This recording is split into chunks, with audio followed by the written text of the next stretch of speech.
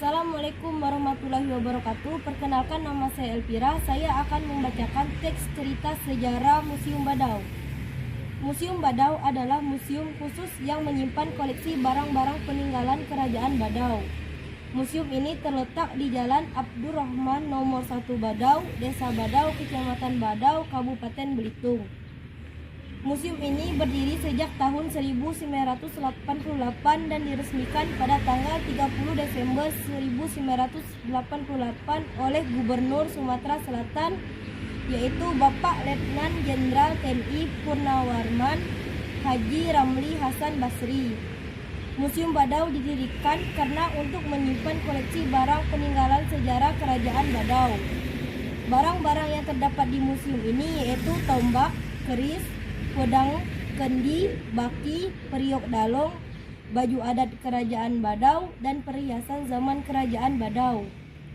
Adapun barang yang paling berharga dan bersejarah di museum ini adalah tombak long 13.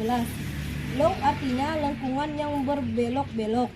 Tombak ini dipegang oleh Raja Badau yang pertama, yaitu Datuk Dalang Mayang Gersik, sampai keturunan yang sekarang yaitu Johar Juki, dan masih sering dilakukan perawatan secara khusus oleh Ki Johar.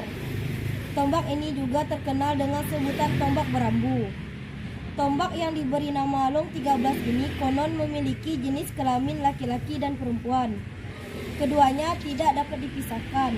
Kedua tombak ini disimpan dalam suatu lemari dan diberi parfum yang konon menjadi makanan kedua tombak ini. Pernah satu ketika tombak ini dipisahkan. Tombak berjenis kelamin laki-laki diletakkan di Museum Tanjung Pandan dan tombak perempuan tetap di Museum Badau. Entah kenapa, tombak laki-laki kembali sendiri ke Museum Badau dan berdampingan kembali dengan pasangannya. Ada juga yang menyebutkan tombak ini pernah mengeluarkan suara-suara khas pada saat malam hari. Di Museum Badau juga terdapat baju dan celana setengah panjang yang berwarna merah. Baju ini adalah baju adat Kerajaan Badau yang merupakan simbol kebesaran untuk bertemu dengan para tamu. Koleksi barang yang terdapat di Museum Badau bukan hanya berasal dari daerah Badau saja, tetapi ada dari daerah lain. Misalnya dari masyarakat yang sudah tinggal menyebar di kota seperti Gantung, Membalong, Tanjung Pandan, hingga Bogor. Pada halaman depan museum, pengunjung dapat melihat patung tentara Badau sedang membawa tombak. Patung ini seperti menjadi simbol kejayaan tentara Badau yang dahulu menguasai beberapa daerah di sekitar Belitung seperti Ibul, Bange, dan Bentalan.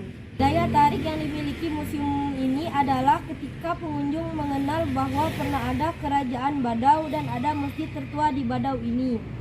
Masjid ini dibangun oleh Ki Abu Bakar Abdullah. Di bagian belakang museum juga terdapat kubah masjid pertama yang dibangun di Badau.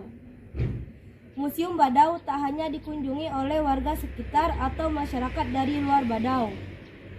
Museum ini juga pernah dikunjungi oleh Bapak Bupati Belitung dan anggota dari DPRD Belitung. Sebagai pengunjung, tentunya kita harus menjaga kebersihan museum, baik di dalam dan di luar museum. Penjaga museum menyebutkan bahwa beliau rutin merawat koleksi yang ada di museum ini.